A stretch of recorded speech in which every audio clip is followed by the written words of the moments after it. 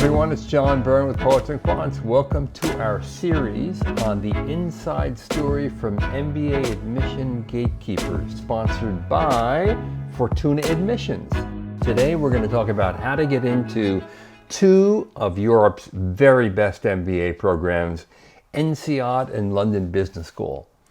And with us to guide us through that discussion is Cassandra Pittman, coach with Fortuna Admissions. Fortuna has assembled a dream team of former gatekeepers from the best business schools to help guide candidates through the very tricky process of applying to an elite graduate management program. Cassandra, hi. Hi, John. Thanks so much for having me.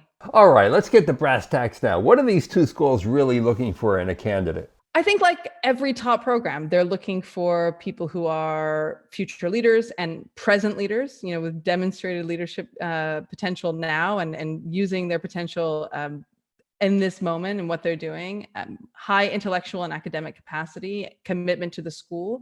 But what is a little bit unique about both of those programs is that they are really going to need you to demonstrate, and they need to see candidates demonstrate international motivation. And the best way to demonstrate their international motivation is to have already taken opportunities to get international experience. And so you really want to highlight not just that you have had those experiences, but what those experiences have developed in you, evolved in you, taught you. INSEAD obviously has a famous 10-month-long, very accelerated, speedy MBA program.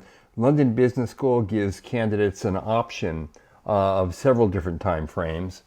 What are the schools really looking for? Both schools are definitely going to want to know why they are your top choice and not just the one school you're applying to outside of the States. Now, London tends to have a reputation for finance, and INSEAD tends to have a reputation for consulting, but that really oversimplifies each school's approach to the MBA, right? London Business School does benefit if you want to work in finance from being so close to finance. But what it doesn't have, there's always a trade-off in everything, is the real campus community, the close-knit community that you can really benefit from in Fontainebleau.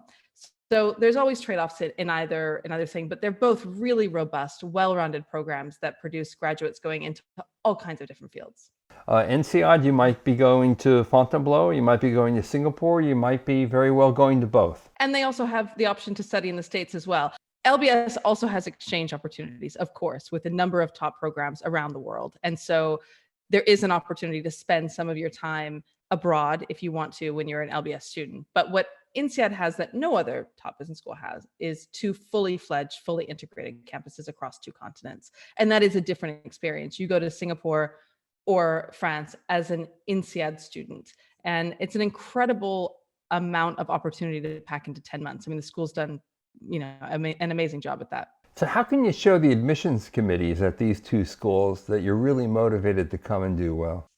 I don't think there's anything magic about INSEAD or LBS that doesn't apply to a lot of other schools. I mean, they're going to want to see that you've done your research. They're going to want to see that you have been in touch with both people who work there and also people who have graduated from the programs if you can.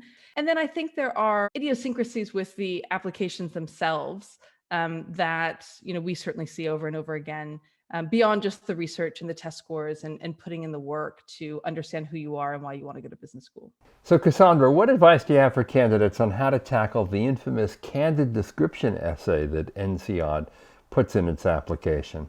This is by far and away the question that we see the most people have trouble with and the most people stumble with, because it is really unnatural and difficult to put in words what your true and genuine weaknesses are. And so what we see instead of people do is that they try to shoehorn in a strength as a weakness. They're just too perfectionist. They work too hard. And adcoms see through that. And it's quite annoying as a reader. And it can be a major mark against in an application. So my recommendation is to try to start from a place of real introspection. The people in your life who love you the most, your partners, your parents, your friends, what would they say about you? Why do they have you in their lives? And what would they also say about your weaknesses? When I really can't get it out of a candidate, I say, If I called up your ex, what would they tell me? And that usually gets to the heart of the issue. How should candidates approach the impromptu presentation in the London Business School interview, which is a curveball? My advice is A, don't get too worked up about it. B, approach it logically. So as in all case interviews, it's less important what conclusion you reach on these things and more that you give your interviewer an insight into how you organize information.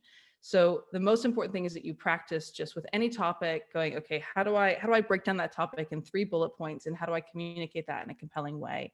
And if you practice that with somebody over and over again, with topics that you're not anticipating, you'll get a level of comfort around the exercise, but you can always get a topic that you know nothing about. And so you have to be prepared for that too. Great advice. So any final words of counsel for candidates to applying to these 2 schools? These schools are managing for diversity. They're managing for diversity of gender, diversity of nationalities, diversity of professional backgrounds. And so the more overrepresented your overall profile is, the more important it's going to be that you apply in those earlier rounds to give yourself the best shot. So particularly for INSEAD, I would say you've got 2 chances in the year. So there's just no reason to apply in round 4 if you are an overrepresented nationality, when you can, just delay your plans by 6 months and apply in the next round. And so that's one of the things to maybe consider, because both LBS and INSEAD are really, really managing for that international diversity piece in a way that the US programs are not. Totally.